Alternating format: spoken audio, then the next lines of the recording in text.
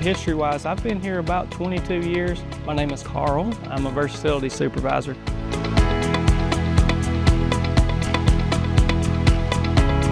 I started here as a production technician in 2003, and throughout that time I've worked on the different engine assembly lines, worked in various processes, worked in the casting plant, and then I was promoted to versatility supervisor. And versatility supervisor, you fill in as a manager if you need to, or you fill in as a supervisor, and I've filled both of those roles. And currently I work in the MPW office as a versatility supervisor. We interact with the shop floor on a number of different levels, not necessarily just improvements.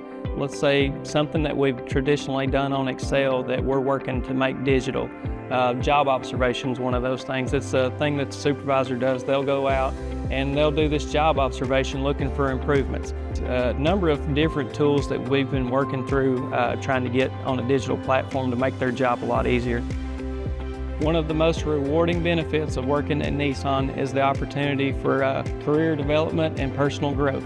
Nissan places a strong emphasis on training and development of their staff to make them successful in their careers here at Nissan.